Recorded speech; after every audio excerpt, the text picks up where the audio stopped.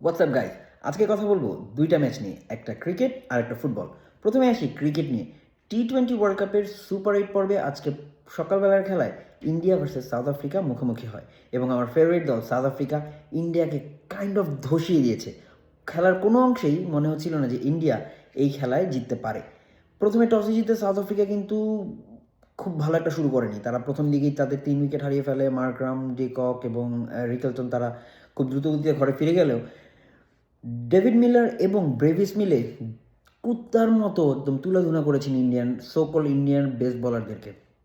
সেখানে ভারুণ চক্রবর্তী হোক, ওয়াশিংটন সুন্দর হোক, কেউই কিন্তু পাত্তা পাচ্ছিল না এবং তখন তারা একটা বড় ভীত করে ফেলে।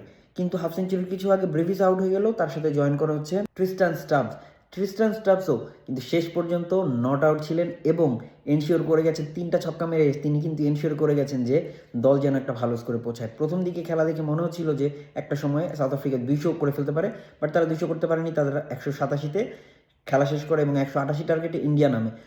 So called best batsman in the world Abhishek Sharma শেষ পর্যন্ত স্কোর করতে পেরেছেন। টানা 3টা শূন্য করার পরে আজকে 12 বলে 15 রান করেছেন তিনি। তাকে কখনোই কমফোর্টেবল মনে হচ্ছিল না আজকের খেলাতেও। ঈশান কিষান খুব দুর্দান্ত একটা পারফর্ম করে কিন্তু দলে ঢুকেছেন, কিন্তু আজকে 0 রানেই আউট হয়ে গেছেন। কী কারণে এইডেন মার্কাম প্রথম ওভার বল করতে আসলেন এবং সেই একটা ওভারই বল করলেন, সেটা এখন একটা মিস্ট্রি।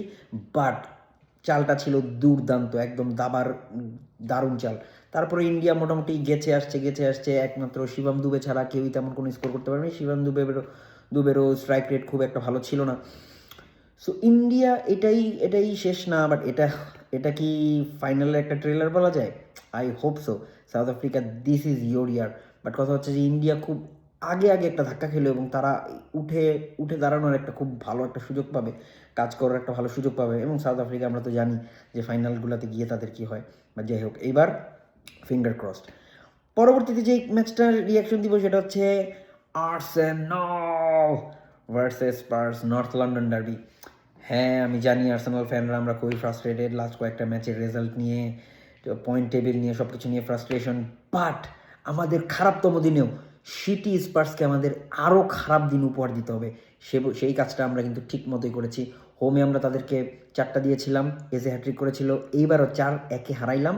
এবং এজে এক সিজনে একই অপোনেন্টের এগেনস্টে হোম অ্যাওয়ে মিলে 5টা গোল দিলেন, আজকে 2টা গোল। এবং ইয়োকেরেশ অত্যাধিক ভালো পারফর্ম করছে, সেও 2টা গোল করছে এবং এটা নিয়ে তার গোল ট্যালি সম্ভবত 15 গোল হয়ে গেল সিজনে। আমি সব সময় যেটা বলে আসছি যে একটা চ্যাম্পিয়ন দলকে 20+ গোল করতে হবে তাদের স্ট্রাইকারকে, সেই পথে কিন্তু হাঁটতেছে ইয়োকেরেশ। বাট কথা হচ্ছে যে ম্যান সিটির থেকে এক ম্যাচ বেশি খেলে আমরা 5 পয়েন্ট আগিয়ে, এটা খুব একটা যে একটা কনফিডেন্স দিচ্ছে তা না। বাট স্টিল একটা ভালো একটা জয়ের পরে সবার কনফিডেন্স একটু বুস্ট হবে। নেক্সট ম্যাচ হলো ম্যান সিটি খেলবে লিডসের সাথে, should be a very easy game. But for us it's Chelsea, we must beat Chelsea and we must not play for a draw, we have to win that game.